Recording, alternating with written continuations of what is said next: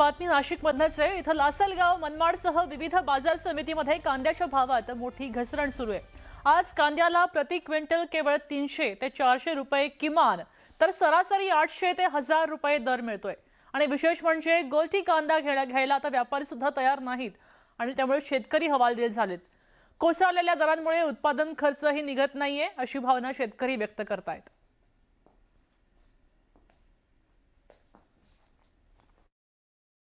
मी ट्रॅक्टरची पावती फाडली 5 रुपयाची नेमानी मार्केटची आणि ज्यावेळेस फळका पाडला मी ते फळक्याचं पण त्यांना 40 रुपये दिले मी। पण मार्केट ते फाडल्यानंतर माझा ट्रॅक्टर पुकारलाच नाही। कारण काय वाटतं? ते त्यांनाच माहिती का पुकारला नाही बाबा। बाकीचे चांगले माल घेता आणि बाकीच्या त्या मालाला विचारलंच नाही आमच्यावाल्या। नाही, याचा अर्थ असं तर नाही का तुमची गोल्टी आहे त्याला भाव नसेल किंवा असं?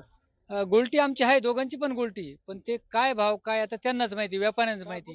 शेतकरी ज्यावेळेस इथे येतो, शेतकरी म्हणजे व्यापाऱ्यांच्या भरोश्यावर होतो। आम्हाला जर त्या गोष्टी माहिती असता आम्ही तो माल तिथं आणलाच नसता। आम्ही गोल्टी भरून आणली होती। आमची गोल्टी तर मार्केट कमिटीला आणून पुकारलीच नाही।